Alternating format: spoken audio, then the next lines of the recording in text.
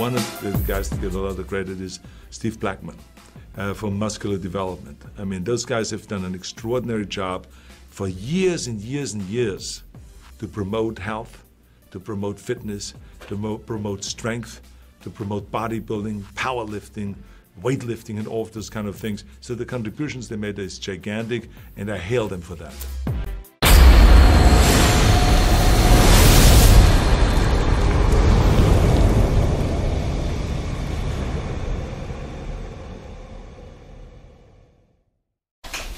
Rosie Raskell here with musculardevelopment.com. We are here at Arnold's Europe in Barcelona, and I am here with the legend, Johnnie Jackson.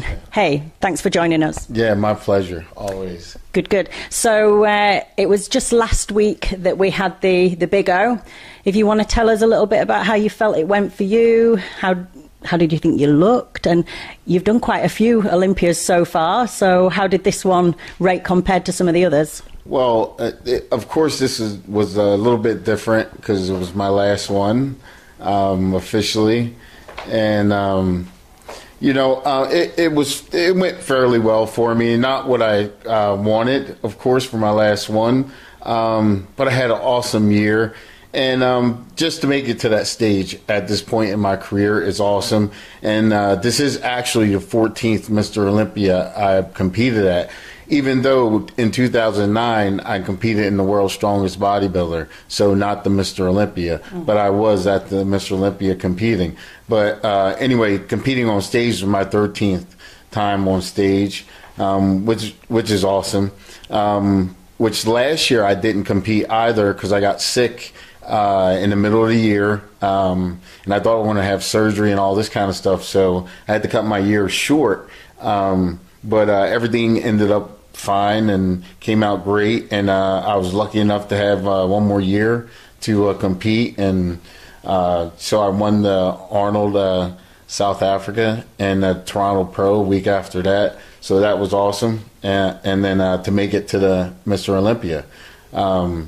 And I placed 14th at the Mr. Olympia, so definitely not the way I wanted to end, but you know what I mean? I thought I looked good. I thought I was in shape, and that was my main thing, was getting on stage and not looking like, yeah, this guy's, he's done. Already he checked out and stuff like that. So I thought I did myself some justice and came in shape, and I've really enjoyed my time at the Olympia, you know, being my last one. I really enjoyed it and really got to say goodbye and stuff like that. So, yeah, it was great. Maybe this one kind of really embracing it more than some of the past ones. Maybe earlier on in your career, a lot of people say that they don't even remember some of them because you're so focused and winning, you want to win, whereas this one maybe you could feel a bit more. Well, you know, just as much as I do, when you're going through the prep and you got those high expectations of, you know what I mean, placing high and placing really good, especially at the Olympia, and getting in the top 10, or even if you're lucky enough to get in the top 6, that would be incredible. So you're just razor focused, and it goes like this, you know, before you know it, is at the end, and you're walking out, and you're like, holy crap, it's over.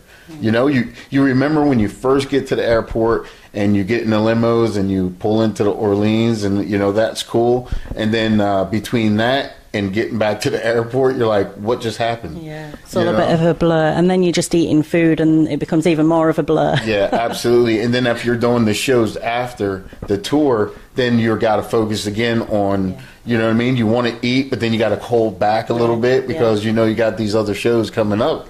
I always find that if I do a competition, as soon as I come off stage, I'm already thinking about my next goals for the next one. Right. So for you, obviously, you've got this one today. Have you got any more coming straight after this? Have you got Prague or anything? No, this is it right here. I love Bob Lormer, and you know, I'm actually doing this, you know, I'm not going to say I'm doing this for him, but, you know, to represent and to thank him also, because the Arnolds are always been the better shows to compete at, you know, and for the fans to come and watch, because the treatment is so much better. It's you know, first class all the way. And then last year, like I said, I cut my year short, and they emailed me and asked me, invited me to most of the Arnolds, but I couldn't do them. So I told them earlier this year that I was going to at least do the Arnold Columbus. Was too early for me after I got cleared from the doctor to try to get into. So I told them I would do Brazil, South Africa, and this one. Yeah. So here I am. And is this going to be your last season ever competing? Yeah, for sure. This is it, or this is my last show. Yeah, my last time on stage. So for now, I mean, who knows later on in the future, but I can't see myself competing anymore. Yeah, and do you think, is there a reason why you're cutting it short? Have you had any injuries or anything, or is it just you feel like your time is you've reached your sort of peak? I'll be 47 in January. I turned pro in 2001. It's time, going the ups, the downs, and the diet with the diets and stuff like that is just, I come to a point where, I don't, I want to look good, and, I love the competing and stuff like that, but to get ready is just way too taxing anymore. I'm not, like I said, I'm going to be 47, not 27. So it takes a toll. And when it's time, some of us hang on in there for a little bit longer and stuff like that. And I have actually, because one of my things was I wanted to compete long enough so my daughter could remember what I do and not like hear about it from other people or see just looking at pictures. Yeah, that stinks. So, me and my wife, when we had her, we were like, maybe 4, if I'm lucky, 5 years old, I still be competing and stuff like that. But she's 8 now. She'll turn 9 in December. So I surpassed that. She's been on stage with me. She guest posed with me and all that kind of stuff. So, yeah, absolutely. Is it just the one little girl you've got, or have you got more kids? No, I have 3. I have a 24-year-old, Janessa, 23-year-old, Johnnie, and then an 8-year-old, Georgia. Cute. Yeah. Nice. And do they all look like mini-me's as well? Have they got the genetics? Yeah, for sure. My daughter, she compete, and I really don't want her to, but she does anyway, and she's nationally qualified. Oh, wow. And I actually had her take off this year. What category is she doing? Bikini, she was, but I want her to if she's going to pursue it further, I want her to switch over to figure. Something like this would be, so much better. Yeah, I can deal with that a little bit better. See a bit more like of the athlete. Absolutely, because she's an athlete, so it'll be a lot better. But it's up to her, of course. And then she took off this year. She's worked for a law firm and goes to school full time. So, she got really busy, which I was like, nice. And so she had to take off, but right now she's calling me going, hey, Dad, are we going to start dieting soon? And do you train? Have you trained with her as well before and shown her some training? Not necessarily train with her, just I do her nutrition and stuff like that, and she does her own training. So yeah, she can do. So you're not teaching her the booty training for bikini. The things she does, I can't teach that stuff. So you know what I mean. It is what it is. You're not showing her the T-walk or anything like that. Yeah, well, no, I don't think she want to get that from me. No, I don't think that would be too smart.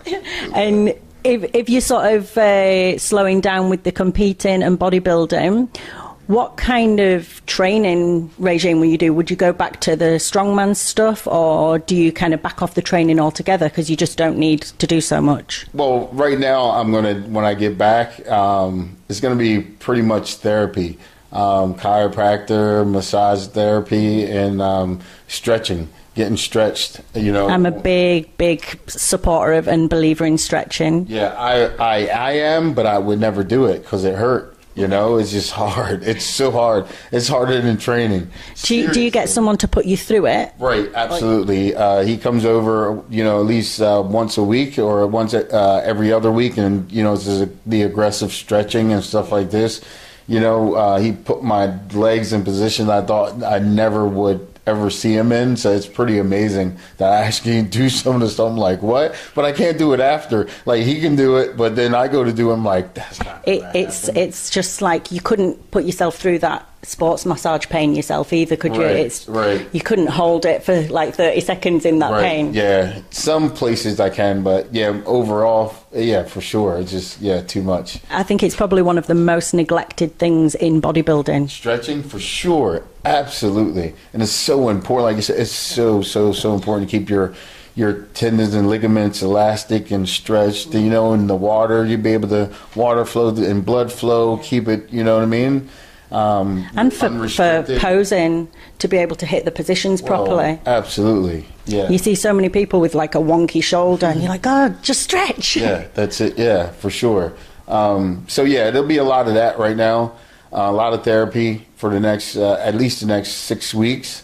Then after that, who knows, after I feel better, especially my lower half, you know, I barely can stride out, you know, my hips and groin it's so tight and been really tight for years, so I'm gonna get that stretched out, and who knows, we'll go from there. You know, I still train with Branch, and we'll continue to train. Still at Metroflex. Yeah, still at Metroflex, so that's not going to change. So we'll see. We'll see if I do some power. Who knows? We'll see. Awesome. So how are you feeling for today then? Later on this evening, going to be competing?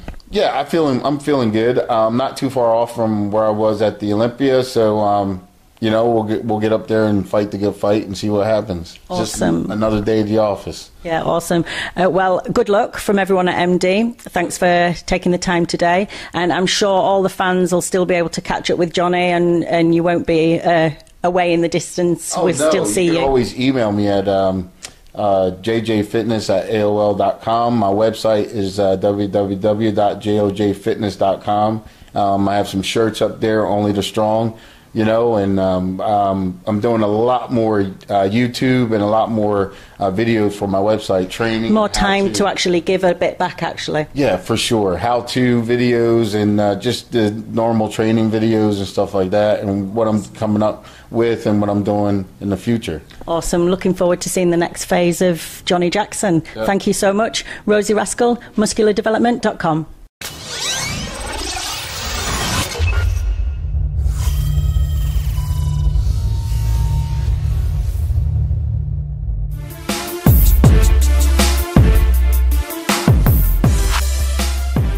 But one of the guys that get a lot of credit is Steve Blackman for muscular development. I mean, those guys have done an extraordinary job for years and years and years to promote health, to promote fitness, to promote strength, to promote bodybuilding, powerlifting, weightlifting, and all of those kind of things. So the contributions they made is gigantic, and I hail them for that.